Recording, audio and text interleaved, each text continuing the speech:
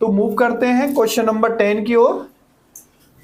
Chapter 8 motion, exercise question number 10। पहले question को समझते हैं बच्चों। इन आर्टिफिशियल सैटेलाइट, आर्टिफिशियल सैटेलाइट क्या होता है बच्चों? आर्टिफिशियल सैटेलाइट को हिंदी में कृत्रिम उपग्रह कहते हैं। आप लोगों को पता होगा कि जो हमारी अर्थ है, चंद्रमा उसका चक्कर लगाता है। तो चंद्रमा जो चक्कर लगाता है, चूंकि चंद्रमा नेचर ने बनाया है, इसलिए उसे नेचुरल यानी कि हम प्राकृतिक सैटेलाइट कहते हैं।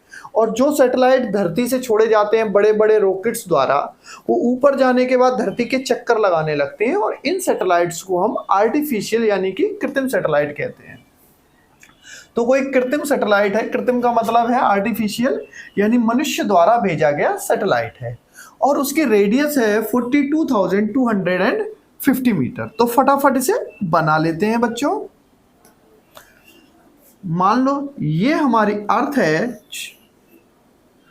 और जो सैटेलाइट है वो यहां पर घूम रहा है, अर्थ के चारों ओर चक्कर लगा रहा है इस तरीके से। अब यहां पर जो डिस्टेंस है इसके सेंटर से यहां तक की, ये हमें क्वेश्चन में दी गई है, जिसकी वैल्यू है, कितनी है हमारी डिस्टेंस बच्चों? देख के बताइए।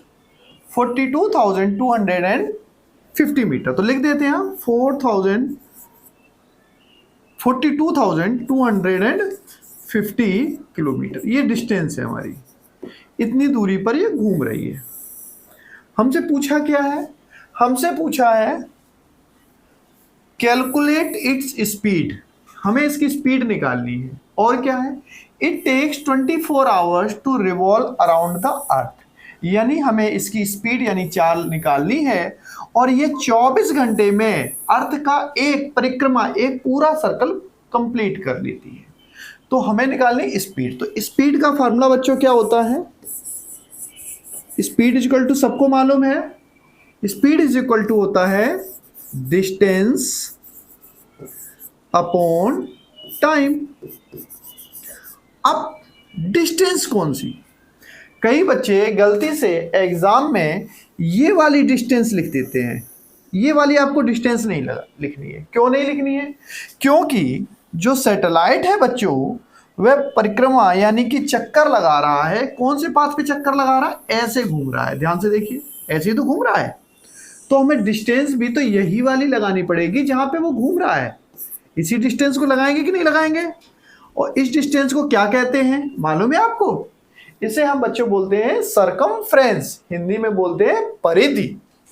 तो यहां लिखेंगे सरकमफ्रेंस यानी कि परिधि डिवाइड बाई टाइम। यहां तक सभी बच्चों को समझ में आ गया होगा। अब सरकमफ्रेंस का फार्मूला क्या होता है? सरकमफ्रेंस का, इस डिस्टेंस को कभी भी निकालना हो, अगर ये रेडियस r है बच्चों, तो इसका फार्मूला, इस डिस्टेंस का फार्मूला होता है 2πr। तो यहां लिखेंगे 2 multiply by pi multiply by r। r for radius, त्रिज्या। समय कितना लगता है? क्वेश्चन में समय दिया गया है 24 आवर्स। तो यहां हमने 24 आवर्स डाल दिया। अब बाकी वैल्यू भी डाल देते हैं। 2 पाई की वैल्यू कितनी होती है? बताइए कितनी होती है पाई की वैल्यू? पाई की वैल्यू होती है बच्चों 22/7, फिक्स होती है वैल्यू। रेडियस हमें दी हुई है, कितनी है? 42,250 किलोमीटर। और टाइम कितना दिया है क्वेश्चन में? टाइम दिया हुआ है 24 आवर्स। तो ये आंसर जो कैलकुलेशन के बाद निकलेगा बच्चों, वह निकलेगा किलोमीटर पर आवर में। लेकिन बुक के अंदर मैंने रिसेंटली देखा था कि आंसर जो है वो मीटर पर सेकंड में है। तो हमें एक छोटा सा काम करना पड़ेगा। क्या काम करना पड़ेगा? हमें इस किलोमीटर पर आवर को मीटर पर सेकंड में बदलना पड़ेगा। तो मैंने आपको पिछली क्लासों में बताया है, इसका शॉर्टकट क्या होता है? आप डायरेक्ट मल्टीप्लाई कर दीजिए 5 से और डिवाइड कर दीजिए 18 से। और अगर आपको याद नहीं आ रहा है तो सिंपल सा तरीका है कि आप मल्टीप्लाई करिए। 1 किलोमीटर में कितने मीटर होते हैं? 1000 मीटर होते हैं। तो किलोमीटर को मीटर में बदल दिया।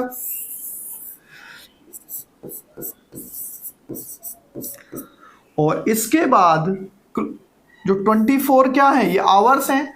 एक आवर में कितने मिनट होते हैं?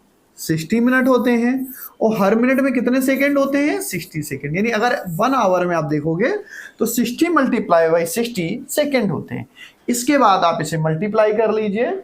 मल्टीप्लाई करने के बाद अप्रोक्सीमेटली आंसर आएगा 3.7 मीटर पर सेकेंड। आई होप आपको समझ में आ गया होगा।